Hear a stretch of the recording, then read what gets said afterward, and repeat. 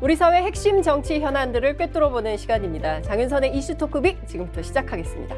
오늘 모신 초대 손님은 김재섭 국민의힘 도봉갑 당협위원장이신데요. 오랜만에 스튜디오에 아주 환한 분위기가 드는 것 같습니다. 어서 오십시오. 네, 안녕하세요. 네, 아니 그러고 보니까 까만 옷을 입으셨네. 네, 원래 주로 뚱뚱해 보이지 않으려고 까만 옷을 자주 입고 아이 다닙니다. 무슨 소리세요? 날씬하신 거 아닌가요? 아닙니다. 그렇지가 않습니다. 추석 연휴 어떻게 보내셨습니까? 저야 뭐 거의 방송 아니면은 지역 일정 봤죠. 지역을 훨씬 타이트하게 봤어요. 그래서 아침에 출근 인사드리고 저녁에 퇴근 인사하고, 그러니까 연휴 시작 전에는 이제 연휴가 되면 그 시장 근처나 마트 근처에서 추석 인사 건네고 하는 정도로 일정을 거의 다 했습니다. 그러면 하루에 한 몇 시간 정도 거리에 계시는 겁니까? 보통 적게는 6시간, 많게는 8시간 정도는 바깥에 서 있게 됩니다. 그렇군요. 네, 생크림 세게 바르고 나옵니다. 추석 때는 그러면 가족들과 함께 못 하신 건가요? 아니면 지역 일정 중심으로 잡다 보면은 어머니한테도 못 가시고 그러셨을 수도 있겠네요. 근데 저희 지역, 그러니까 저희 어머니가 도봉구에 사시고요. 아, 저희 큰고모네도 도봉구에 사시고요. 예. 다 저희가 원래 가족들이 다 도봉구에 살아서 네, 저쪽 일정 보다가 그 엄마네 집에 가서 점심 먹고, 네. 저쪽 일정 보다가 아. 고모네 가서 저녁 먹고, 뭐 대충 이렇게 되면 가족들은 네. 두루 보게 됩니다. 아, 그렇구나. 모든 가족들이 지역에 살고 네, 계시네요. 오래됐어요. 선거 때도 도움을 많이 받으시겠는데요. 아, 그럼요. 그렇군요. 공짜로 저희 쓸 수 있는 인력들이. 자원봉사 인력들이 네. 굉장히 많다. 네. 그렇군요.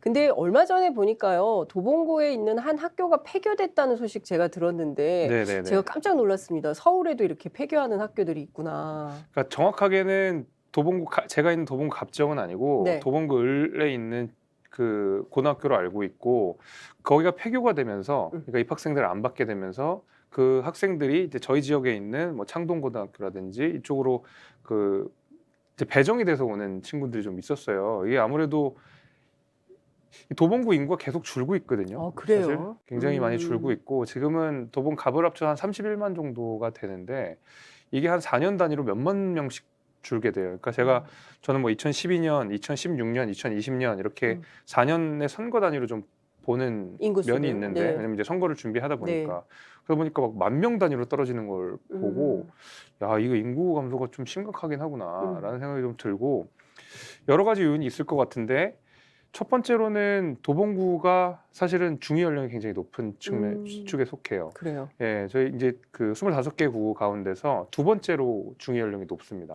제일 높은 데가 바로 옆에 있는 강북구고. 네. 그러다 보니까 아무래도 연령대 자체가 높다라는 것은 실제로 이제 돌아가시는 분들도 많다라는 얘기랑 맞닿아 있고, 네. 그다음에 새 아파트들이 안 지어진다라는 문제들이 있다 보니까 새 아파트를 선호하는 신혼부부들이라든지 아니면 이제 아이를 키우시는 분들, 이런 분들이 중간에 도봉구에서 빠져나가는 문제도 좀 있는 것 같고, 아무래도 교육 관련돼서도 좀 열악한 면이 있다 보니까 이제 학부모 같은 경우에도 바로 이제 옆에 노원이나 아니면 뭐 그 성북 쪽으로 이사를 가게 되는 이런 문제들이 있다 보니까 사실 도봉에 계속 사람들이 모일 유인들이 계속 떨어지고 있는 건 사실이에요. 뭔가 지역 현안이 굉장히 많을 것 같다는 엄청 생각이 많습니다. 좀 듭니다. 어쨌든 늘 이제 지역위원장으로서 생활하시는데 바쁘신 것 같더라고요. 새벽부터 밤늦까지 방송하시랴, 동네에서 또 주민들 만나시랴 늘 바쁘신 것 같다는 생각이 좀 들었습니다. 자, 오늘 당 얘기부터 좀 해볼게요. 네. 드디어 정진석 비대위의 비대위원들이 다 선임이 됐습니다. 김종인 비대위 때 비대위원으로 참여하셨었잖아요. 그랬죠. 그 김상훈 정점식 의원, 김행전 대변인, 김종혁 혁신위 대변인, 김병민 광진갑 당협위원장, 주기환 전 광주시장이요. 중간에 빠졌어요. 그리고 나서 전주의 전주의 의원으로. 전 의원이 바뀌었는데 어떻게 보십니까? 지금 새로 인선된 이 비대위, 2차 비대위죠. 2차 비대위. 2차 비대위죠. 2차 비대위는 이대로 갈 수 있습니까? 가기 쉽지 않아 보이긴 하거든요. 왜냐면은, 그러니까 제 생각이지만, 그러니까 제가 알고 있는 법률적 지식을 토대로 생각을 해봤을 때, 네. 사실 1차 비대위가 그 이제 해체되는 가처분 인용의 그때 그 상황보다 사실은 지금 가처분이 인용될 가능성이 조금 더 저는 높아졌다고 보고 있거든요.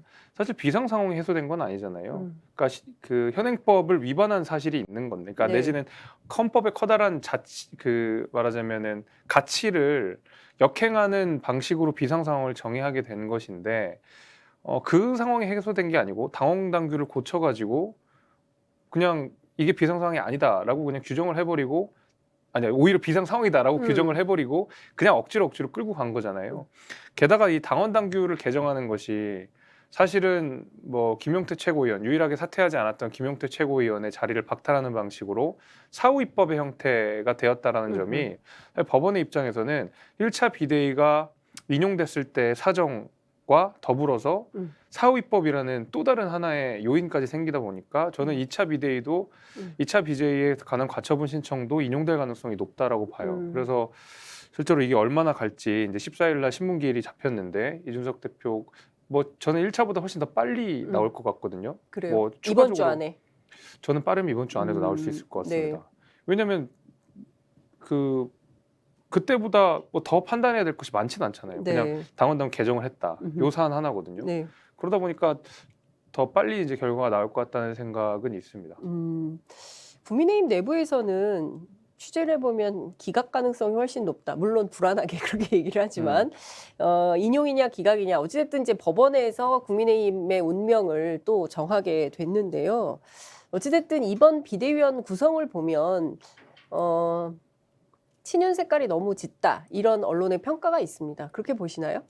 그럴 수밖에 없었을 거예요. 아, 그래요? 네, 저는 뭐 불가피한 면이 있다고 생각이 됩니다. 그러니까 왜냐하면 비대위의 존속 여부 자체를 아무도 장담할 수 없는 상황에서 국민의힘 내부에서야 뭐 기각 가능성이 높다라고 하지만 1차 비대위 때는 다들 호언장담하셨어요. 맞아요. 이거 절대 인용될 가능성이 없다. 법률가들 얼마나 많았어요. 이거 뭐 충분하게 다 검토가 끝난 거다 하고도 인용이 됐거든요. 근데 지금은 약간 자신감이 없어져서 기각 가능성이 높다 이제 이런 식으로 말을 바꿨는데 제가 앞서 말씀드린 대로 법률적으로 보자 그러면 사실 기각성이 더 높아졌거든요. 그러니까 아무래도 불안할 수밖에 없고 네. 어차피 해체될 비대위에 누구 하나 선뜻 들어가기가 어려웠을 겁니다. 그렇다 그러면 정말로 그 대통령과 뜻을 같이 하는 사람들 내지는 정진석 의원의 간청에 의해서 하는 사람들이다 보면 사실은 대통령과 약간 거리를 두려고 하거나 아니면 당내 지금 이른바 친윤 세력과 약간의 색을 달리하는 분들은 선뜻 들어가기가 어렵게 되겠죠. 그건 완전 대통령의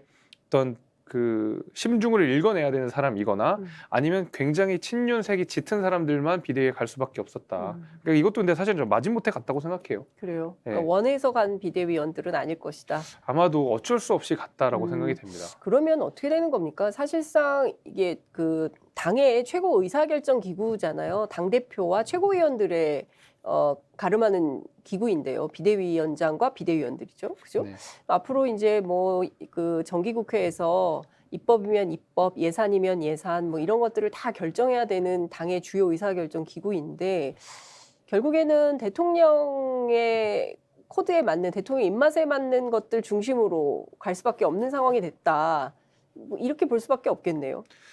근데 저는 약간 그거랑은 조금 다른 것 같아요. 왜냐하면 기본적으로 이제 9월에 우리가 정기국회를 시작하게 되면 10월에 이제 우리가 국정감사를 해야 되고 11월에 이제 예산안 심사를 해야 되는데 그거는 사실은 당 대표의 역할보다는 원내대표 역할이 훨씬 강하잖아요. 그러다 보니까 저는 그 이제 권성동 원내대표가 사퇴 의사를 밝히셨고 네. 조만간에 이제 원내대표 선거가 이루어질 텐데 네. 그럼 차후에 이 원내 사령탑이 누구냐가 사실은 말씀하시는 부분이랑 훨씬 더 가깝고 제 생각엔 비대위의 역할은 어떤 9월부터 이루어질 국회 대응에 초점이 맞춰져 있다기보다는 어떻게든 지금 국민의힘 지도부가 공백인 상태를 막아야 된다라는 절실함에서 비롯된 거기 때문에 오히려 국회 대응이나 이런 것들과는 크게 상관없게 구성을 했을 수밖에 없다고 생각이 근데 돼요. 정진석 비대위원장께서 언론 인터뷰를 통해서 사실 국회 대응에 좀 중점을 두는 그런 비대위원 구성이 될 거다. 원내외 합쳐서 뭐 이런 얘기를 했었거든요. 근데 그거하고는 실제 그렇게 상당히 거리가 있는 그런 비대위 구성이다. 이렇게 봐야 되는 거네요. 그럴 수밖에 없죠. 지금 이 비대위 면면을 보게 되면은 네.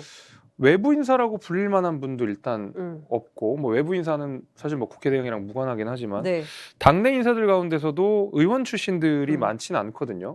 그러니까 내지는 어떤 의원, 그러니까 저희가 정책의 의사결정을 할 수 있는 정책적 전문가라고 뚜렷하게 뭔가 심볼이 있는 분이 들어가 있는 것도 아니고요. 네. 그렇게 하다 보면은 정진석 비대위원장께서는 뭐 국회 대응이라는 말씀은 하셨겠지만 그 면면이 사실은 9월부터 있을 국회 그 일정에 맞춘 인사는 아니라고 봅니다. 그러니까 국감 대응형 비대위는 아니다. 그렇죠. 예를 들면은 뭐 김행 대변인이라든지 네. 김종혁 그 혁신이 혁신이 대변인. 대변인이라든지 김병민 위원장이라든지 하는 세 분 다 대변인 출신들 아닌가요? 다 원외잖아요. 네, 그리고 원외들이죠. 네, 그렇게 예. 되면 사실 국정감사에 우리가 대응할 만한 그런 인사들이라고 보기는 어렵죠. 그렇군요. 일단 좀 그 버텨야 되기 때문에 일단 버티고 그 뭐 법원 결정에 따라서 또 해산할 수도 있는 이런 상황인 거잖아요. 그렇죠. 이 2차 비대위. 그러면 어떻게 되는 겁니까? 법원 결정에 따라서 예컨대 인용이 되면 또 해산하고 또 3차 비대위가 쓰는 겁니까? 제 생각에는 만약에 2차까지 비대위가 가처분 신청이 인용된다 그러면 네. 3차 비대위를 띄울 수는 없을 거고요. 어떻게 되는 겁니까? 그림을 좀 그려봐 주세요. 그러니까 국민들이 너무 궁금해요. 원래는 지도부가 있고 전당준비위원회를 띄우게 되는데 이번엔 지도부가 없는 상태에서 전당준비위원회를 띄울 가능성이 높다고 봐요. 그러니까 결국 원내대표는 지금 있는 상황이니까 네. 원내대표가 나름의 이제 뭐 권한 대행을 하면서 그 다음에 새로운 비대위를 구성하는 것은 굉장히 리스키한 일이고 어쨌든 그러면 지도부 중에 유일하게 그 말하자면 남아있는 사람이라고 그러면 가처분이 인용이 된다고 하더라도 결국 원내대표는 살아있는 것이고 정책위의장도 살아있는 것이거든요. 이분들이 나름의 이제 지도부 비슷한 걸 구성을 해서 빠르게 전당대회 준비위를 꾸릴 가능성이 높고 이준석 대표가 저는 반대합니다 이럴 거 아닙니까? 뭐 그럴 가능성이 있지만 오히려 전당대회 준비위원회를 뜨면 이준석 대표가 그것까지 가처분 신청을 할 가능성은 좀 높진 않다고 생각이 되는 게 전준희가 언제 뜰까요? 가처분 신청이 인용되면 그 한 다음 주 정도가 되겠죠. 다음 주요. 와, 네. 스텝이 또 급하게 가네요. 그럴 수밖에 없는 게 예. 지도부가 공백인 상태가 말이 안 되잖아요. 그럼 지도부가 공백을 최소한으로 줄이려면 전준이라도 하나한테 빨리 뛰어야 되겠죠. 근데 이준석 대표가 거리가 아닌데 전준희가 합법적으로 문제가 없습니까? 법률적으로? 문제가 있죠. 예. 그러니까 사실 비상 상황을 규정하고 이준석 네. 대표를 해임하고 네. 최고위원을 해체시킨 것 자체가 그렇죠. 위법이기 때문에 그 위법에 터디든 그 모든 것들은 사실 다 위법으로 판정이 날 가능성이 네. 높은데 그래도 제 생각 이건 정치적인 이유로 네. 이준석 대표가 전준위까지는 아마 가처분 신청을 안 하지 않을까 싶어요. 그럼 본인도 사임하는 겁니까? 자연스럽게 해임이 되는 것이겠죠. 왜 그러냐면 자연스럽게 해임. 이거 그냥 제 생각인 건데 네. 이준석 대표가 그 차기 전당대회에 대한 이야기들은 좀 많이 했었어요. 근데 그 차기 전당대회에 관련된 이야기를 할 때 네. 그런 말들 많이 하셨잖아요. 뭐 자기가 뜻을 같이 하면 뭐 지지할 수 있다, 지원할 수 있다 이런 네, 얘기들을 네, 많이 네. 하셨기 때문에 적어도 차기 전당대회 자체는 아마 이준석 대표가 존중하려고 하지 않을까 싶어요. 그러니까 그 과정에서 무리하게 추진했던 비대위나 아니면 뭐 그 비대위를 바탕으로 한 비대위원 선임이나 아니면 당원 당규 개정 자체는 이거는 당내 민주주의를 명백하게 해치는 문제이기 때문에 네. 이준석 대표가 당연히 정치적으로 이것을 막아야 되는 명분이 소임이 있게 되는 것이지만은 그렇게 해서 모든 비대위가 다 무너지면 사실 이준석 대표의 완벽한 승리가 되는 것이고 그렇게 되면은 차기 전당대회를 준비하는 과정까지는 이준석 대표가 아마도 뭐 리스펙을 할 가능성이 좀 있죠. 전당주의 준비위원회까지는. 근데 관건은 결국 윤리위원회에 그 추가 징계가 어떻게 나올 것이냐 네. 이것도 또 중요한 문제인 것 같고요. 그러니까 지금 국민의힘 산 넘어 산이다라는 산이에요. 생각이 좀 듭니다. 그러니까 이게 원래 체리 따봉 나왔을 때 정치적으로 해결을 했더라면 오히려 쉽게 갈 수 있는 길을 이게 사법 대응을 뭐 하기 시작하면서 제가 보기에는 이게 정말 난공불락의 상황으로 계속 빠져드는 이런 위험이 있는 것 같습니다. 근데 저도 사실은 정치의 사법화라는 것 자체가 좋은 트렌드는 아니지만 이번 건 같은 경우에는 좀 불가피한 면이 있다고 생각이 돼요. 그러니까 이 국민의힘이 말 그대로 어떤 사법 리스크, 이것도 사법 리스크인데 사법 리스크에 휩싸여가지고 네. 지도부의 존속 여부를 계속 전전긍긍하고 봐야 되는 이 상황이 안타깝긴 하지만은 네. 그러니까 정당의 책무라는 것을 우리가 되돌아볼 필요가 있다는 생각이 듭니다. 정당의 운영이라는 것도 헌법의 대원칙을 위배할 수는 없는 것이거든요. 그러니까 헌법에서 이야기하는 우리 당내 민주주의 역시도 정당의 입장에서는 철저하게 준수를 해야 되는데 지금 우리 정당 같은 경우에는 과연 그것을 준수했느냐라고 생각하면 그거에 대해서 납득할 수 있는 국민들은 많지는 않을 거라고 생각이 돼요. 다소 완전히 정치적인 이유로 뭐 법적으로 되게 이상한 대응들을 한다든지 아니면 민심과 좀 괴리된 이야기들을 한다든지 실제로 비대위 출범 자체가 부적절하다라는 국민 여론이 더 높은 상황 아니겠습니까? 네. 그런 의미에서 이런 것까지 법인이 용인할 수는 없는 것이거든요. 법원도 역시나 당연히 그 정당이 당내 민주를 해치는 부분에 있어서는 네. 적극적으로 판단할 여지가 분명히 있죠. 제가 몇 가지 좀 나눠서 질문을 좀 드려볼게요. 왜냐하면 이 방송 지금 함께하고 계시는 분들이 너무 어지러워요. 국민의힘 도대체 어떻게 되는 거예요? 이렇게 복잡하고 어려운 그리고 또 우리가 법률 지식을 가지고 이 상황을 이제 해석해야 되기 때문에 더 어려운 면이 있는 것 같습니다. 일단 전준희를 띄우게 된다면 전준희 위원장은 또 누가 합니까? 그리고 이준석 대표 윤리위원회 징계 이거 이번 주말 금요일에 이준석 대표 출석이 예정되어 있는데요. 그 경찰 수사 결과 나오지 않는데 윤리위가 다시 열어가지고 지금 당원권 정지 6개월인데 제명 수순으로 더 센 걸 해야 될 거 아닙니까? 이렇게 되면 이준석 대표하고 함께하는 우리 이 젊은 청년들은 앞으로 정치 진로를 어떻게 가져가게 되는 겁니까? 그리고 더 중요한 것은 그러면 앞으로 국민의힘은 이 대통령 정부를 만든 여당인데요. 이 여당의 혼란을 무엇으로 정리해서 이거를 마무리를 해서 가져갈 수 있을까? 그 리더십이 있습니까? 이 상황을 정리해낼 리더십이 있습니까? 너무 무거운 질문만 제가 드렸죠. 하나씩. 예. 일단 앞에 이제 전준 위원장을 누가 하느냐 네. 이건 사실 모르죠. 이거는 네. 몰라요. 왜냐하면 네. 우리가 비대위원장도 누가 될지 모르는 상황에서 전당준비위원회 아니 하실 위원장, 분이 있을까 싶어가지고요. 제가. 대개는 이제 중진 의원들, 다선 의원들 예. 가운데서 예. 뭐 차기 전당대회를 출마하지 않는 분들이 음. 통상적으로 관례적으로 전당준비위원회 위원장을 맡게 됩니다. 네. 그래서 누가 될지는 모르겠지만은 뭐 대개 이제 뭐 서병수 의원, 네. 아니 다선에. 정국위 의장도 안 하시겠다고 고개를 절레절레 흔든 분인데. 정국위 위원장이랑 전당준비위원회 전준희는 위원장은 하실 좀 수 다를 수도 있다. 있잖아요. 이제 그래요. 뭐 그런 것도 예. 가능할 것 같고 일단은 다선 의원들 중에서는 차기 전당대회 준비할 분은 빠지겠죠. 그러면 이제 김기현 의원이 빠지고 네. 안철수 의원이 빠지고 네. 그다음에 뭐 조경태 의원도 출마 의사가 있는 걸로 보아서 네. 뭐 거기도 빠질 가능성이 높고 뭐 이렇게 나경원 의원도 마찬가지일 것 같고 나경원 의원은 네네네. 네, 그래서 이렇게 들어가긴 좀 어려울 것 네. 같고 그러면 이제 다선 의원들이 많지는 않잖아요. 남은 다선 의원들 네. 뭐 생각나는 게 이제 서병수 의원, 홍문표 의원 네. 또 뭐 이런 분들 네. 정도밖에 지금 생각이 언뜻 안 나거든요. 정진석 의원은 뭐 비대위원장 네. 지금 하고 계시니까 뭐 그 정도밖에 그 중에서 아마 결정될 가능성이 높다고 봐요. 5선 이상이 한 6명밖에 안 되는 것 같더라고요. 많지 않죠. 네네. 그나마도 4선급 의원들 가운데서는 뭐 내각 구성에 참여한 뭐 권영세 의원도 계시고 이러다 네. 보니까 사실 전당대회 준비위원장으로 오시기에는 야 통일부 장관 하다가 전준희 위원장을 오기는 어려울 것 말이 안 되죠. 같은데요. 그건 네. 불가능할 것 같은데요. 그래서 내각이기 이제 때문에 그 정도의 네. 가능성이 있다고 봅니다. 완전 외부 인사가 들어오는 경우는 없고. 불가능하겠죠. 네. 예. 하여튼 그러면 전준희 위원장은 그렇게 구성해서 새로운 당 대표를 뽑자 이렇게 제안은 할 수 있겠으나 그 사이에 이준석 대표 징계 문제 그렇죠. 해임을 할까요? 윤리위를 열어서? 윤리위가 마음을 먹으면 그럴 수 있죠. 근데 윤리위가 냈던 성명을 보게 되면 네. 그 의총의 추가 징계에 대해서 존중하겠다라는 말을 했잖아요. 했죠. 예, 명시적으로 했고 공개적으로 했잖아요.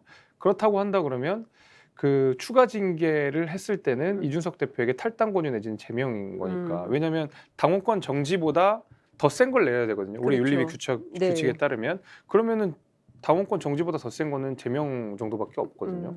왜냐하면 탈당 권유는 안 할 거고. 탈당 그러면 이제 권유해서 싫은데요. 이러면 어떻게 되는 겁니까? 탈당 권유에서 싫은데요도 할 수 있고, 그러니까 네. 그렇게 해서 또 분란을 만드느니 그냥 네. 제명 차라리 그냥 깨끗하게 제명 정리. 그렇죠. 그렇게 이준석 되면 너 나가 이렇게 된다는 거잖아요. 제명을 하면 제가 알기로 제명이 떨어지면 네. 최고위원회에서 추인을 하는 방식으로 아마 이게 의사결정이 완성되는 걸로 알고 있습니다. 이제 그렇게 되면 어쨌든 간에 그 공은 최고위원회 넘어갈 가능성이 있고 최고위원회에서 만약에 지금 이 비대위원회 구성이라면 이준석 대표의 제명에 대해서 뭐 굳이 부인하진 않을 것 같고 추인할 것 같아요. 네. 네, 그렇게 되면은 사실 이준석 대표는 그냥 제명이 되는 거죠. 이제는 정말 백수가 되는 거죠. 그게 다 이달 안에 결정될까요? 윤리위의 징계가 언제 나오냐에 따라 다르겠지만 윤리위 징계가 뭐 머지않은 시기에 나온다라고 하면 네. 그럴 거고 사실은 수사 결과와는 완벽하게 일치하는 건 아니라고 보거든요. 수사 네. 결과 그 스케줄이랑 완벽하게 일치할 필요는 없는 게 네. 애초에 수사 결과가 나오기 전에 1차 징계가 나왔었던 것이고 지금 수사의 내용을 보게 되면은 뭐 공소권 없음이거나 아마 나머지 뭐 증거인멸이라든지 아니면 알선 수재에 관련돼서도 사실은 그 대가성을 인정하기가 굉장히 어렵고 네. 또 이게 기소 가능성이 대단히 낮다라는 것이 사실 법률가들의 많은 생각이고 네. 뭐 이른바 포괄일죄를 통해서 뭐 대공소시효를 늘려가지고 기소를 한다라 이거 말이 안 되는 소리고요. 그러니까 그러다 보니까 이준석 대표에 대한 기소 자체가 법리적으로 굉장히 어려운 상황이다 보니까 그 수사 결과에서 뭔가 혐의가 입증되거나 기소가 될 가능성이 낮다 그러면 사실 윤리위는 그것과 별개로 의총의 결과를 존중하는 방식으로 아하. 제명을 할 가능성이 높죠. 그렇구나. 그리고 되게 보면 당에 위해를 끼쳤다, 네. 뭐 민심을 이탈하게 했다라는 그 명분을 가지고 왔잖아요. 네. 그건 사실 수사 결과랑 무관하게 할 수 있다라는 소리죠. 그런데 추석 연휴에 SBS에서 여론조사를 하지 않았습니까? 근데 그 여론조사 결과를 보면 윤석열 정부 국정 운영에 대한 지지율이 떨어지고 있는데 그 책임이 누구에게 있느냐라는 조사를 했어요. 근데 그 조사 결과 윤석열 대통령이 25.8, 윤핵관이 20.9, 이준석 대표가 16.4. 그다음에 뭐 지금 도표에 나오는 것처럼 김건희 여사가 14.6 그리고 내각이 6.8 뭐 이렇게 나오고 있는 거거든요. 다 따져보면 윤석열 대통령과 윤핵관 이렇게 책임 있는 분들이 68.1이에요. 사실상 7대 3의 비율로 이준석 대표보다는 대통령 책임이 더 크다라는 게 국민들의 인식인 것 같거든요. 자, 이런 상황에서 이준석 전 대표에 대한 징계 결정이 또 2차 징계 결정이 내려진다면 이 대표 또 소송 걸지 않을까요? 그냥 물러날까요? 뭐 소송 이거를 걸 수도 승복할까요? 있겠죠. 승복 안 할, 그러니까 오히려 윤리위 징계에 대해서는 승복을 안 할 가능성이 좀 높고 윤리위 징계에 대해서도 또 가처분이나 본안 소송이나 이런 걸 또 제기할 수 있겠다. 이런 전망을 하십니까? 요건 참 어려운 문제인데, 네.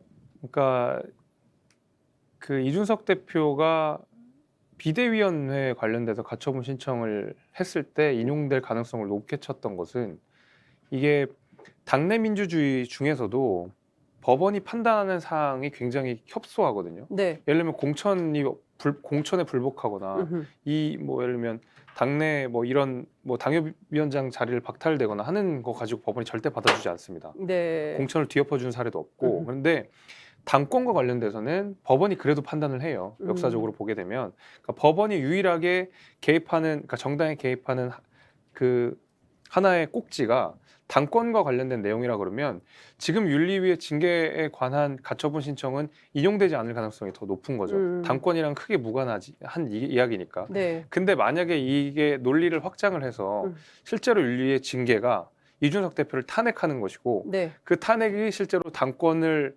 흔들거나 해칠 수 있거나 법적 안정성을 해칠 수 있다는 법원의 판단이 있으면 여기에 대해서 가처분 신청을 인용할 가능성은 높지만 네. 사실 앞에 있는 내용들이랑 그러니까 앞에 우리 가처분 신청이 냈을 때 인용됐던 그 거기서 보호하고자 하는 법적인 이익과 윤리위를 통해서 또다시 가처분 신청을 냈을 때 보호하고자 하는 법적 이익이 사실 같은 내용이기 때문에 이것까지 법원이 인용할 가능성은 좀 낮다고 보고 오히려 그런 면에서 이준석 대표가 윤리위의 징계에 대해서도 가처분 신청하는 것은 아니지 않을까라는 생각이 들어요. 이거 되게 어려운 복잡한 내용이고 막 법리적인 내용이라.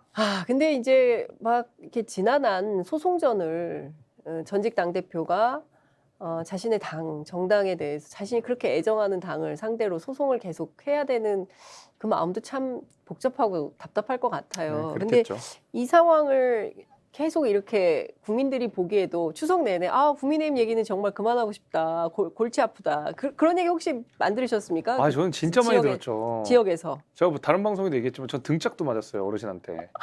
지나가다가 그냥 팍 등짝이요? 네. 등짝 스매싱? 등짝 스매싱 찰지 마라고 그래서. 아유 뭐 이제 저야 뭐 달게 맞죠. 달게 두드려 맞는데 그래도 그만큼 우리 당원들이 지금 화가 많이 나 있는 상황인 건 맞아요. 그러니까 그만 뉴스 좀 안 보고 싶다 이런 말씀하시는 분들도 많고. 그러니까 아무래도 걱정이 되죠. 그러니까요. 그래서 진짜 이런 상황에서 이거 누군가는 정리를 해야 되는데요. 그렇죠. 제 말씀드린 세 가지 질문의 마지막 국민의힘 리더십. 예, 이거 누가 정리해야 됩니까? 글쎄요. 이게 사실은 여당 대표가 있으면 대표가 정리를 지금 해야 되는데 대표하고 대통령하고 싸우는 상황이에요. 솔직히 말하면. 그러니까 대표가 정리를 해야 되는데 네. 정리가 안 되고 그렇다고 대통령이 이 상황을 수습한다고 하면 결국 다 당무 개입이라는 비판을 피할 수가 없기 때문에 누구 아니 하나의 근데 이미 하고 계신 거 아닙니까? 국민들은 다 알고 있는 것 같은데요. 네, 하셨다고 하더라도 이제는 거리를 두시는 게 맞죠. 그 계속 이제 여의도와는 거리를 두시려는 메시지를 많이 내고 계시는 것도 사실이고 그래서 이제 지금 다시 만약에 대통령이 여당 내 내용을 수습하기 위해서 직접적으로 나선다 하면 그거는 뭐 말이 안 되는 내용일 거고요. 국민들도 그것을 결코 좋게 보시지는 않을 것 같고요. 결국 이 안에서 내부적으로 저희가 시간이 걸리더라도 예, 성장통이 있더라도 네. 이 안에서 내부적으로 정리가 되고 네. 뭐 가처분 시장 2차로 인용된다 그러면 네. 다시 한번 정말 그 최고위원회 기능을 복원해서 법원의 판시대로 저희 당원 단계에 나와 있는 대로 최고위원이 사퇴한 그 자리를 보궐선거로서 메우는 법적인 절차를 따르게 되면 우리가 법치주의를 존중한다는 인식 아래에 그다음에 당원 단계가 정해진 그 방식대로 이렇게 따라간다 그러면 오히려 저는 당내 좀 수습이 될 수도 있다고 그래요. 봐요. 예. 네. 근데 혹자는 그런 평가를 하더라고요. 내년 1월 9일 이준석 대표의 그 징계가 만료가 되는데 물론 이제 2차 징계가 없는 가운데 예컨대 윤리위원회에서 2차 징계를 또 해서 완전히 제명하면 또 전혀 다른 국면이 펼쳐지지만 그게 아니라면 내년 1월 9일까지 이 문제가 계속 반복되면서 갈 거다. 이러면 2024년에 총선인데 사실상 내년부터는 이제 총선 준비 모드로 들어가잖아요. 그렇게 되죠. 네. 그런데 이게 지금 그 당이 정비가 안 된 상태에서 말씀하신 대로 그 여당발 사법 리스크로 계속 소송전 치고받고 가는 이 지리한 공방전이 진행이 된다면 당 내부에서부터 이거 안 됩니다라는 얘기가 물론 이제 지금도 하고 계시지만 더 세게 일어나지 않을까요? 일어나기도 할 거고 오히려 매도 먼저 맞는다고 차라리 예를 들면 이제 이게 만약에 2023년 9월에 있었던 일이라 그러면 네. 다음에 총선 치루나 마나죠 사실은. 근데 아직까지는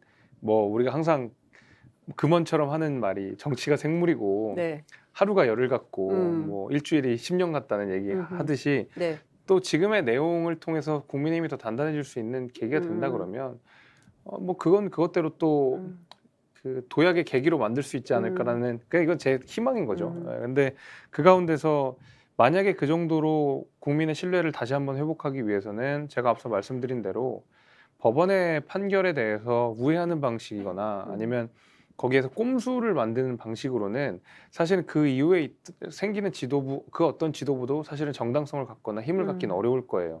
항상 말하자면 원죄를 안고 가는 지도부가 될 것이고 멍해를 안고 가는 지도부가 될 것이기 때문에 저는 오히려 법원의 판단을 존중하고 국민의힘 당원 단계에 정해진 대로 갔을 때만이 그 이후에 있는 차기 지도부들도 힘을 받고 뭐 치고 나갈 건 치고 나가고 야당과 싸울 땐 또 싸우고 하면서 국민적 지지도 받고 할 거 아니겠습니까? 그래서 지도부 출범 자체가 굉장히 중요한 이벤트고 당연히 돼야 되는 거지만 그 과정도 저는 굉장히 중요하다고 봐서 너무 졸속으로 막 그냥 지도부 띄우는 것 자체가 지상과제가 돼서 마음이 급할 필요는 없다고 생각이 돼요. 예컨대 뭐 이건 가정입니다만 이준석 대표가 예컨대 그 윤리위와 그리고 또 그 지난번 비대위에서 얘기한 대로 그 결정상 원내 그 의총의 결과를 존중해서 징계를 받아서 제명된다면 이준석 대표와 함께했던 이 젊은 정치인들은 어떤 대응을 할 수 있을까요? 저희 뭐 입지가 달라지나요? 저희가 윤리 징계를 받는 것도 아니고. 네. 이준석 대표는 이준석 대표고 남아서 또 여기서 하실 분들은 하시고 이런 겁니까? 그러니까 지금 뭐 언론에서는 친 이준석계라는 말을 쓰지만 이준석계 아니에요? 저도 이준석계로 분류가 되는데 참 그것도 재밌는 현상이라고 생각이 드는 게 물론 뭐 국민들이나 아니면 언론에서는 누구 계, 뭐 누구 편 이렇게 분류하는 게 편하죠. 이해하기도 좋고 싸움을 붙이기도 좋고 이러다 보니까 그렇게 됐는데 사실은 가장 이제 말하자면 친 이준석계라고 불리는 분들 가운데서 뭐 천하람 위원장도 있고 뭐 신인규 변호사도 있고 뭐 이렇게들 있는데 사실 그들이 이준석 대표랑 무엇을 했느냐라고 생각해 보면 뭐 이준석 개라고 불리기에도 뭐한 사람들이에요. 그러니까 그래요. 이준석 대표가 주장하는 내용과 동의를 하는 것이 있고 그다음에 이준석 대표가 받은 처우에 대해서 부당함을 이야기할 수 있지만 이준석 개인에 대한 어떤 뭐 리더십을 가지고 우리가 거기에 막 추종을 하고 하다못해 공천을 받은 것도 아니고 뭐 전혀 뭐 당직을 받았던 것도 아니고 실제로 신인규 변호사나 임승호 대변인 같은 경우에는 이준석 대표가 당직을 준 게 아니라 선발이 된 사람들이잖아요. 네. 그러니까 이준석 대표는 판만 깔았고 거기에서 선발된 분들인 거고 그러니까 사실 이준석 대표가 당신 뭐 하십시오 호의를 베풀어서 그 대변을 했던 사람도 아니고 천하람 위원장은 제가 방송에서 몇 번 얘기했지만 이준석 대표랑 밥 한 번 먹어본 적이 없어요. 정말요? 네. 아 진짜요? 그것도 같이 먹는 자리에서만 먹었지. 네. 그 둘 사이 되게 어색해요. 아, 서로 정말요? 존댓말하고. 그래서 아 그래요? 연령대는 네. 어떻게 되는데요? 천하람 위원장이 86년생, 이준석 대표가 85년생이에요. 네. 안 그렇게 보이지만 이준석 대표가 형입니다. 네. 그래서 그러고 마찬가지고 저 역시도 이제 이준석 대표랑 지역구를 이제 가까이 하고 네. 원래 이제 저희가 막 비대위원 할 때도 이 대표랑 방송도 많이 하고 이제 가까운 편이었지만 그렇다고 해서 이준석 대표가 당 대표로 있는 동안 제가 선관위원회 한 번 말고는 이준석 대표랑 어떤 그 당직도 받은 적도 없어요. 그러니까 굉장히 독특한 거예요. 그러니까요. 지금까지 대한민국 정치 역사에 없던 계예요. 그러니까 이게 이런 말하자면 계는 없었어요. 같은 주장을 한다고 해서 네. 특히 이제 이준석 대표가 받은 처우 당내에서 네. 되게 뭐 이 절차적 하자 당내 민주주의가 해쳐진 부분에 대해서 부당하다고 얘기하면 그때부터 이준석 대표 편이 되는 거예요. 그러니까 되게 이상한 현상인 거죠. 어찌 보자면 언론이 만든 어떤 프레임일 수도 있겠네요. 그럼요. 그러니까 이준석 대표하고 연령대가 같은 정치인들을 묶어서 이준석 계라고 묶은 다음에 뭐 주장이나 주의 주장 비슷할 수 있죠. 그렇지만 뭐 안 그런 분들도 계실 거 아니에요. 근데 그거를 이제 묶어서 이준석 계라고 해서 통칭하는 언론이 문제다. 그런가요? 뭐 언론이라기보다는 그렇게 이제 보는 게 편하죠. 그러니까 보는 사람 입장에서는 편하고. 네. 그러니까 이준석 계라는 이른바 오명을 벗어나는 유일한 방법은 네. 장례찬 평론가처럼 세게 들이받는 것밖에 없어요. 장혜찬 평론가의 네, 장혜찬 이사장처럼 세게 들이받으면 아, 저 사람 이준석 계가 아니구나 정도로 인식을 시켜줄 수는 있겠는데 그러면 장혜찬 이사장은 어디 계입니까? 어디랑 정치를 같이 하는 겁니까? 글쎄요, 뭐 제가 워낙 모시는 분이 많아서 어느 계라고 제가 추측하기가 어렵습니다. 네. 네, 아무튼 뭐 주류계겠죠, 주류계. 주류계. 그렇습니다. 윤핵관이네. 뭐 윤핵관의 핵관 정도 아닐까요? 윤핵관의 핵관. 네. 오, 그렇군요. 장혜찬은 윤핵관의 핵관이다. 네, 뭐 그렇게 평가하도록 하겠습니다. 네. 근데 참 재밌는 현상인 것 같아요. 그동안 제가 정치부 기자 오래 하면서 그동안 봐왔던 흐름하고는 굉장히 달라요. 그러니까 이를테면 이제 이준석 대표가 이런 상황에 처하면 그동안 그 활동을 같이 했던 분들끼리 모여서 논의도 하고 회의도 하고 뭐 결론도 내고 입장 성명 발표도 하고 그렇죠. 뭐 이런 걸 하잖아요. 그런데 전혀 그런 흐름이 없어서 너무 궁금했었는데 오늘 김재섭 위원장을 통해서 지금 소위 이준석계라고 하는 분들이 어떻게 다른지 국민 여러분들께서 함께 들으신 것 같습니다. 그러니까 뭐 이준석 대표와 관련된 정치적 이슈에 대해서 그러니까 제 입장에서는 상식적인 내용들을 이야기하게 되면 그게 이제 이준석계로 불리는 것 같아요. 그래서 오히려 저희가 주장하는 내용들이 그 프레임에 묶여가지고 더 빛을 못 보는 게 아닌가라는 생각도 오히려 있어요. 그렇군요. 네. 네. 정진석 위원장이 그 추석 연휴가 시작될 때 서울역에서 그 전장현의 박경석 대표와 만났습니다. 네, 그 네. 장면 보시고 나서 페이스북인가요? 예. 윤핵관이야말로 반윤이다 이렇게 비판하셨어요. 어떤 맥락일까요? 왜 그렇게 보셨습니까? 그 일단은 여당의 대표격인 분이 전장현과 뭔가 1대1의 협상 대상자로서 이들을 정의하는 듯한 뉘앙스를 취한 것 자체에 대해서 비판하고 싶었어요. 그게 이제 제일 중요한 목적이었습니다. 네. 왜냐하면 전장현은 모든 장애인들을 대변하는 단체가 아니고요. 그리고 그들이 주장하는 내용들 가운데서는 실제로 장애인들이 원하지 않는 내용도 다소 포함이 되어 있습니다.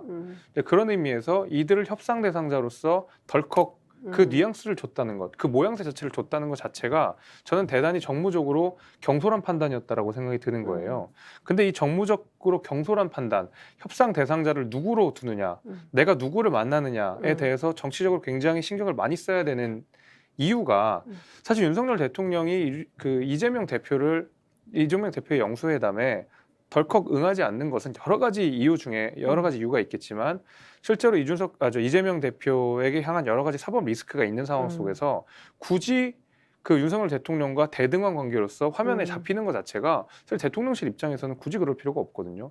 어차피 우리 여당 대표도 정해줘야 되고 국회의 문제는 국회에서 해결해야 되는 거고 말하자면 여당 대표, 야당 대표가 공이 이렇게 만나는 장면이 사실은 오히려 이 대통령실을 원하는 장면이지 다 거쳐가지고 리스크도 많은데 대통령과 이재명 대표를 같이 나란히 놓는다? 이거 정무적으로는 미스거든요. 이게 이제 말하자면 협상 대상자, 내가 누구를 만나느냐에 따른 고도의 정치적 판단인데 여당 대표격인 분이 사실은 뭐 서울시 그 서울역에서 아무런 정치적인 고려나 사려나 토론도 없이 그냥 전장현 요구하는 바를 그냥 덜컥 받아주는 것 듯한 모양새를 취한 것 자체가 오히려 윤석열 대통령의 뜻과는 역행하는 거 아니냐. 그래서 반윤이다 이런 표현을 좀 썼습니다. 이런 생각은 어떠세요? 이를테면 전장현이 전체 장애인을 대변할 수 없죠. 그리고 우리가 사실은 모두를 어떻게 대통령도 0.73%로 당선됐기 때문에 그 밖에 다른 유권자들의 뜻을 물론 이제 대통령이 되셨기 때문에 전 국민을 대변해야 하긴 하지만 또 그렇지는 않잖아요.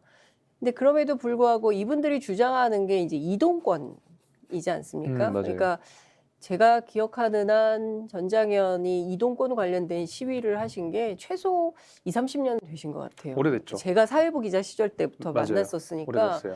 굉장히 오랫동안 이동권을 요구했는데 그 문제가 아직도 해결되지 않고 있다. 그런 면에서 우리 정치권이 어찌됐든 장애인들의 이동권을 보장해주는 방향으로 예산을 좀 늘려보겠습니다라고 추석 앞두고 얘기할 수 있는 건 아닌가요? 그거 좋죠. 그거는 좋아요. 네. 근데 문제는 뭐냐면 오늘 전장현 시위가 오늘 아침에도 오전에도 있었고 또 그것 때문에 많은 시민들이 또 불편해하시고 화도 내시고 했는데 박병석 대표가 그 자신의 몸 앞에 걸었던 내용을 자세히 들여다보시면 이동권이 한 꼭지가 있고요. 하나는 탈시설과 관련된 내용이 두 개가 같이 들어가 있어요. 네. 근데 우리가 전장현의 시위를 용인할 수 있는 유일한 정당화 요인은 실제로 장애인 이동권이 확보해야 되는 거 맞습니다. 거기에 대해서 누가 동의를 하지 않겠어요. 근데 그 방식이 많은 시민들의 불편을 초래하는 방식이라고 하더라도 그래 정말 그 장애인들의 이동권이 보장돼야 한다면 시민들도 불편을 감수할 수 있지. 거기까지는 저희가 어떻게든 타협을 할 수가 있겠습니다만은 제가 말씀드린 대로 탈시설이라는 주장이 같이 들어가 있어요. 항상 오늘 박병석 그 대표의 발언에도 그 내용을 같이 들어갑니다. 그게 뭐냐면 이동권이라고 하는 내용을 관철시키려고 시위를 한다고 하면서 실제로는 그 안에는 다른 내용들을 끼워 팔고 있다는 사실이거든요. 근데 탈시설은 굉장히 심각한 문제가 있고 실제로 중증 장애인들을 죽음에도 내몰릴 수 있는 굉장히 심각한 문제거든요. 그리고 탈시설과 관련돼서 반대하는 장애인 단체들도 굉장히 많고요. 근데 이들이 시민들의 발을 볼모 삼아서 자신들이 원하는 것 이외에 무언가를 끼워 판다 그러면 그것은 문제가 되는 것이죠. 그 실제와 탈시설화, 그 제가 협상 대상자로 선뜻 용인을 하기 어려운 부분이 뭐냐면 특히 탈시설화와 관련돼서 그들이 가장 중요하게 주장하고 있는 탈시설화와 관련돼서도 실제로 범죄 혐의가 지금 연루가 되어 있어요. 예를 들면 강제로 퇴거를 그 중증 장애인을 강제로 퇴거시켰는데 실제로 의식도 불분명한 장애인이 직접 서명을 해서 문서 위조를 해가지고 뭔가 나갔다는 방식으로 그 문서 위조의 정황들이 지금 드러나 있는 상황이거든요. 아, 그래요? 그렇다 그러면 우리가 그들이 주장하는 내용 중에서 분리해서 받아들일 필요가 있는데 이들의 주장을 몽뚱그려서 협상 대상자로 만들어버리면 그 뒤에 묻히는 장애인들의 목소리들이 있다라는 것이죠. 정진석 위원장이 그 자리에서 탈시설화 문제와 관련해서도 합의하셨습니까? 장애인들의 인권과 관련된 예산을 증액해달라는 주장이 있었고 거기에 대해서 증액을 하겠다라고 말씀을 하셨죠. 근데 그 장애인 인권이라고 하는 데에는 정말 많은 것들이 담겨져 있고 저는 전장현이 원하는 방식은 그거라고 생각합니다. 굉장히 큰 그 추상적인 명분 아래에 실제로 관철시키고 싶은 내용들이 다수 들어가 있는 것이죠. 근데 이를테면 이런 방식은 어떤가요? 제가 예전에 살부 시절에 그 시설 많이 취재를 했었거든요. 시설 안에서 벌어지는 사실은 반인권적인 문제도 많이 있고요. 뭐 과거에 우리 뭐 횡령 사건 뭐 이런 거 많이 보지 않았습니까? 뭐 그런 것뿐만 아니라 사실 우리가 학교 가기 싫어하잖아요.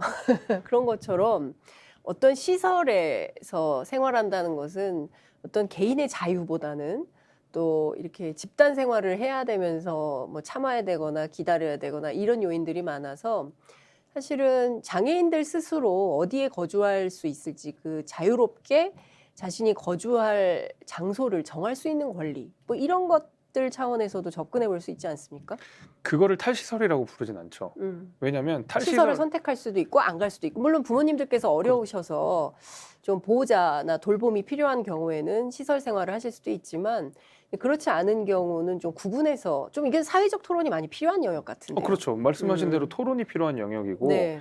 장애인들이 어디서 살지를 결정하고 보호자들 역시도 거기에 합의가 있고, 우리가 뭐 예를 들면 뭐 우리 집에서 좋은 시설에서 같이 살고 싶다, 이거 얼마든지 선택할 수 있어요. 지금도 할 수 있습니다.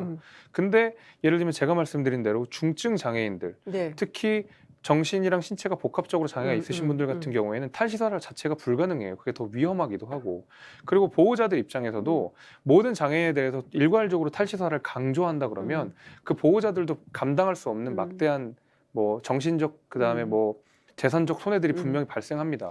근데 뭐 정신적, 재산적 손해라기보다 제가 보기에는 대부분 이제 부모님들이 이제 그렇게 되죠. 그 어릴 때부터 케어하다가 이제 성인이 되면 그다음에는 좀 어렵잖아요. 그렇기 때문에 이제 시설을 고민하기도 하고, 뭐 보냈다가 또 데려오기도 하고, 그렇죠. 또 다시 보내기도 하고, 또 그래서 데이케어 센터 형식으로 아침에 갔다가 저녁에 오는 것도 선택하기도 하고, 제가 알기로는 굉장히 다양한 형태의 맞아요. 그 시스템이 존재하는 걸로 알아요. 우리가 이제 복지가 많이 이제 좋아졌기 때문에. 그렇기 때문에 제가 보기에는 이렇게 협상 대상자라고 선정하기보다는 좀 한번 만나서 어떻게 하는 것이 합리적인 길인가, 한번 국민의힘이 여당이니까요. 그분들하고 만나서 대화하고 구체적인 요구, 그리고 현실 가능한 범위가 있고, 또 아직 우리가 예산이나 뭐 등등 때문에 어려운 범위도 있잖아요. 그렇게 만나서 해결할 수 있는 방법은 없겠습니까? 있죠. 대신에 전장현이 탈시설 관련된 이슈에 대해서 독점권을 가지면 안 되는 거죠. 그거는 우리가 명심을 하고 와야 되고, 얼마든지 협상을 할 수가 있고, 이제 탈시설화라고 하는 것이 사실 이제 장애인들이 나가서 그냥 자유롭게 선택하는 문제로만 끝난다 그러면 사실 상관이 없을 텐데, 그 이후에 장애인들을 위한 주거들을 만들어줘야 되고 주택을 지어야 되고 하는 예산 소요들의 문제도 같이 우리가 됩니다. 이것까지 같이 고려를 해줘야 되는 거거든요. 탈시설만 하고 책임지지 않고 알아서 사시고 하는 건 그건 국가의 책임이 아니잖아요. 그거는 안 되는 거죠. 그러면은 우리가 집을 지어야 되고, 그 특히 장애인들이 사는 그 집, 주택 같은 경우에는 훨씬 더 세심하게 지어져야 되는 네. 상황이면 그렇죠. 정말로 그 말 그대로 많은 예산과 많은 정책적 합의가 있어야 되거든요. 네. 근데 지금 상황에서는 시민들이 불편함을 초래하는 그 상황 속에서 탈시설이라는 게 자연스럽게 쓱 들어가고 있다는 거죠. 탈시설화라고 하는 것이 정말로 논의의 가능성이 얼마든지 열려 있는 것이고, 네. 다른 탈시설을 반대하는 단체들의 목소리도 같이 들어야 되는 것이거든요. 근데 지금은 탈시설 관련돼서는 유일하게 그 목소리 독점권을 전장에 다 갖고 있다는 거, 이건 문제인 것이고, 이런 거는 저희가 비판할 수 있어야 되거든요. 근데 전장현이 그 뭐 독점권을 가지고 있다기보다 오랫동안 장애인 인권 운동을 해온 단체이기 때문에 뭐 이 얘기도 하고 저 얘기도 하고 장애인 인권과 관련된 여러 가지 이슈들을 다루는 뭐 이런 편일 수도 있지 않을까. 왜냐하면 저는 굉장히 제가 어렸을 때부터 쭉 봐왔거든요. 그분들의 활동을. 그래서 그분들이 뭐 장애인들의 이동권 문제, 그리고 이제 시설 생활의 고통이나 어려운 문제, 또 이제 장애인들의 어떤 성장하는 과정에서 있는 여러 가지 이슈들, 뭐 이런 것들을 다 해서 뭐 교육부터 해서 뭐 다양하게 하고 있는 것 같더라고요. 여하튼 저는 어찌됐든 그 이제 출근길 시위하는 것 때문에 시민들이 불편해하신 점도 있지만, 또 그분들의 이동권 문제를 정치권이 먼저 일찍 해결을 했었더라면 이분들이 2022년 9월 오늘 며칠이죠? 13일인가요? 오늘까지 이 출근길 시위를 하지 않아도 되지 않았을까.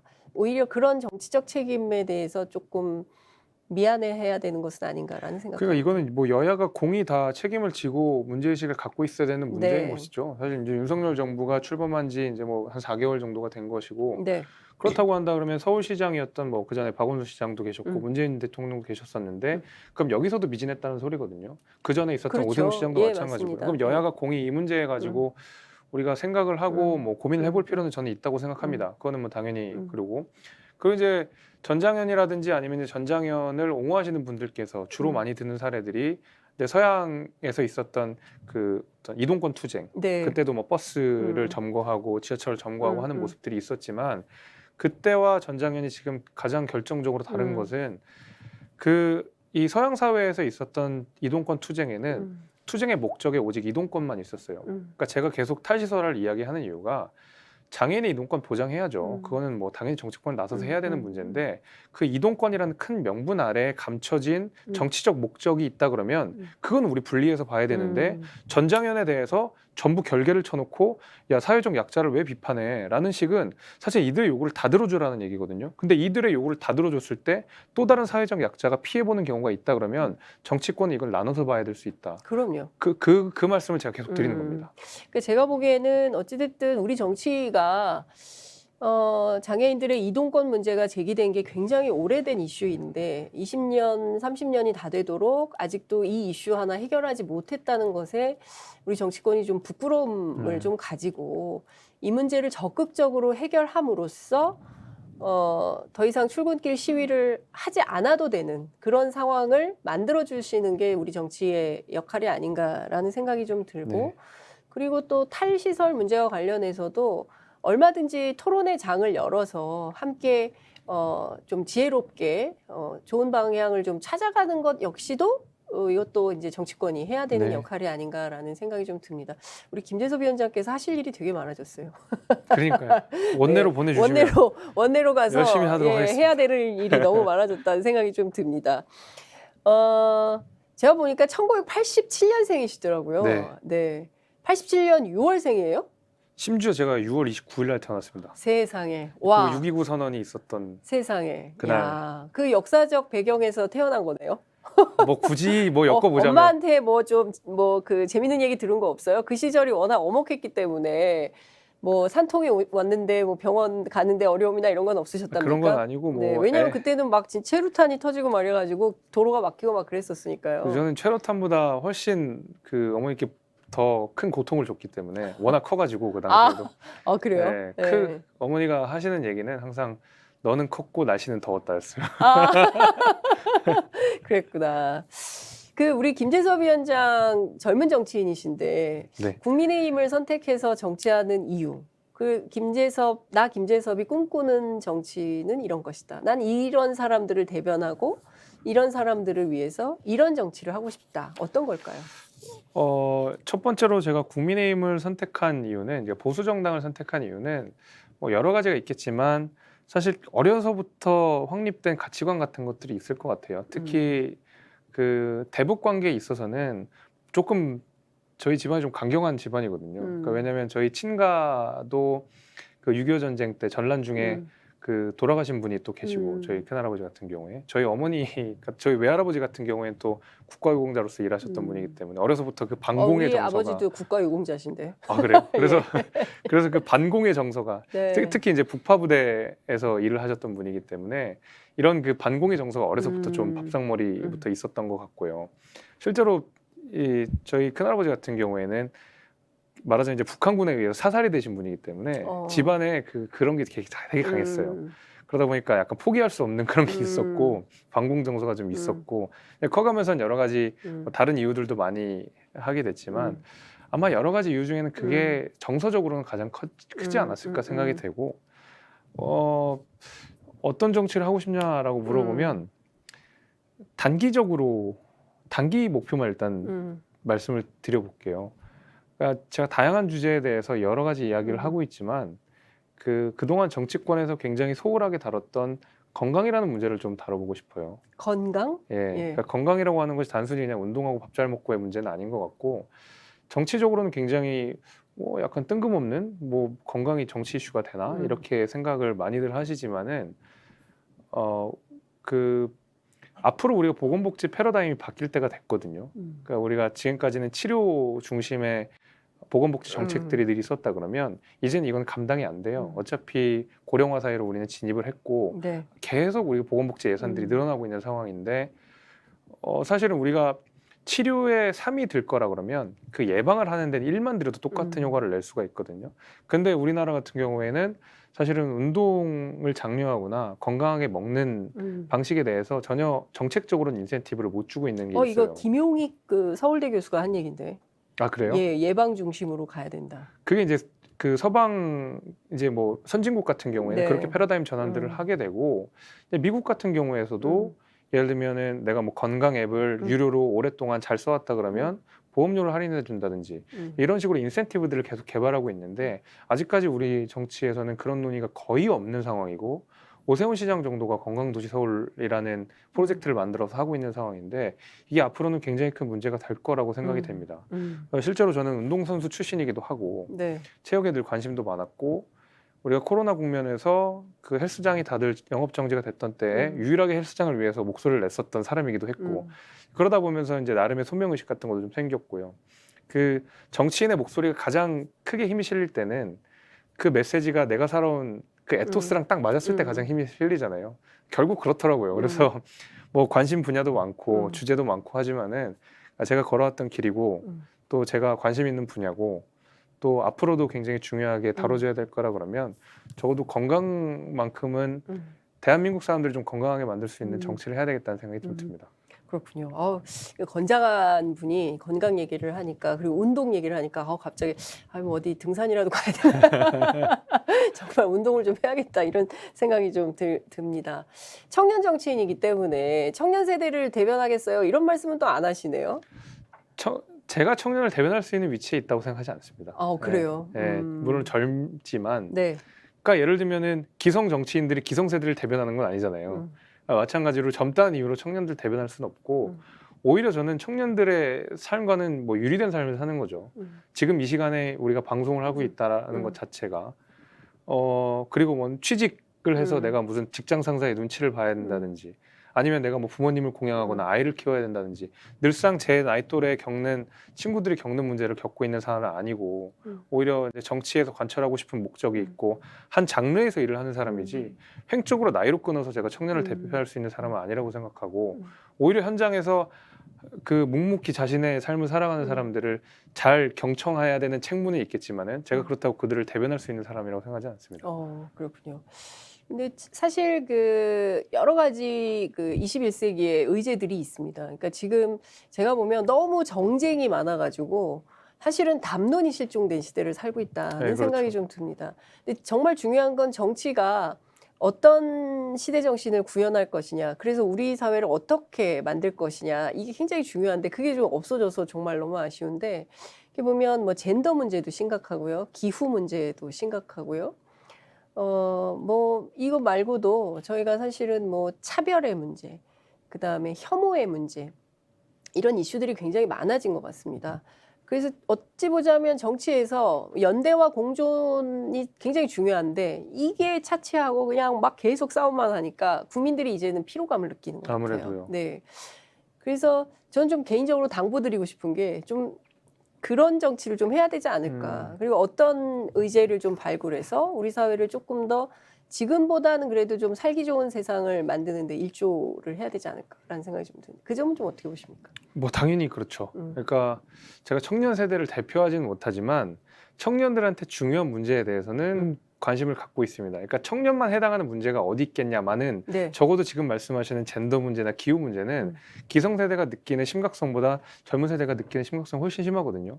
앞으로 10년 뒤에 우리가 정말 이 기후 문제가 얼만큼 심각해질지 지금 예측조차 불가능한 상황이지만 기성세대 같은 경우에 그 심각성을 우리만큼 아주 뭐 위기의식을 느껴가면서 바라보진 않을 것 같아요. 이제 그런 의미에서 그 민감도나 감수성 같은 것들이 다를 수밖에 없고 그러면은 앞으로 미래 세대의 중요한 정치적 이슈들은 말씀하신 대로 저희들이 적극적으로 담론으로 가져와서 토론할 수 있는 역량을 키워야 되겠죠. 그러나 문제는 뭐 기성세대 그 정치인들 비판을 하자면 젠더 문제에 대해서 무관심하거나 무지하니까 사실 이준석 대표가 뭐라고 하더라도 그것을 아주 정밀하게 이렇게 나눠가지고 이건 잘못됐고 이게 아니라 그냥 너는 혐오자야, 너는 갈라치기야 그 이상의 논증이 안 나오는 거예요. 그러다 보니까 사실은 젊은 세대가 보기에는 기성세대가 오히려 이상한 거죠. 오히려 차라리 좀 이준석 대표를 세련되게 비판했다 그러면 뭐 납득도 되고 토론도 해보겠는데 토론을 봉쇄한 상태에서 저 사람은 혐오주의자, 저 사람은 차별주의자, 저 사람은 갈라치기 하는 사람으로만 딱 규정하는 것이 오히려 기성세대들의 한계를 보여주는 문제라고 생각을 하고 이준석 대표가 이걸 젠더 담론을 정치적 이슈로 가져온다 그러면 이준석 대표에 반대하는 누군가가 다시 와서 이준석 대표 토론에서 이기면 되는 거거든요. 근데 계속 이기지도 못하고 사람 메신저에 대한 공격만 계속 하고 있으니까 사실 그런 면에서는 뭐 말씀하신 젠더 문제나 기후 문제나 차별 혐오에 관한 문제에 관해서 저 같은 젊은 세대들 직접적으로 이것이 불편하더라도 전장 이슈와 마찬가지고요. 이걸 우리가 지금 PC주의라고 부르는 정치적 올바름에 관해서도 젊은 정치인들은 던져보고 토론할 수 있어야 된다고 생각합니다. 그게 아마 저한테 주어진 책무라고 생각하고 그 말씀을 하신 거라고 봐요. 네, 정확하게 말씀하셨습니다. 그러니까 정치권이 수많은 의제들에 대해서 토론하고 새로운 대안을 찾아내고 뭐 그거 하느라 사실은 밤을 새워야 되는 업종이 아닌가 그렇죠. 싶습니다. 그런데 이제 최근에는 뭐 친윤이냐 반윤이냐 그래서 이준석은 어떻게 될 거냐 그러니까요. 뭐 이런 얘기만 하고 있어서 어찌 보자면 우리 정치가 너무 헛헛해졌다. 이런 말씀을 좀 드릴 수밖에 없을 것 같습니다. 아이고 어느덧 시간이 다 돼가지고 이제 네. 마무리를 좀 해야 될 것 같은데요. 끝으로 꼭 하시고 싶으신 말씀, 특히 도봉갑 지역민들을 위해서 하시고 싶으신 말씀 있으면 한 말씀 듣겠습니다. 뭐 그 어떤 정치인들보다 저는 이제 도봉구 주민들의 불편함이나 도봉구 주민들의 마음을 가장 잘 아는 사람이라고 생각합니다. 어려서부터 도봉구에서 자랐고 도봉구에서 택시를 타고 도봉구에서 지하철을 타고 도봉구에서 버스를 타고 출퇴근을 하고 등하교를 했던 정치인은 아마 저밖에 없을 거예요. 앞으로도 거의 없을 거라고 생각합니다.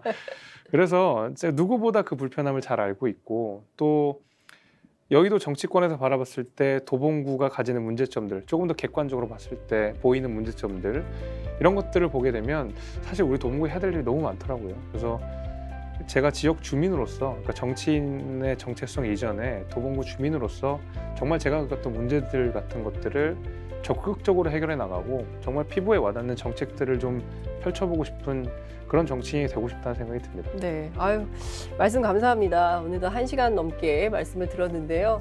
하여튼 김재섭 표 좋은 정치, 네. 김재섭 표 희망이 있는 정치, 이런 정치를 좀 보여주시기를 당부드리면서 오늘 인터뷰 여기서 마무리하겠습니다. 고맙습니다. 감사합니다.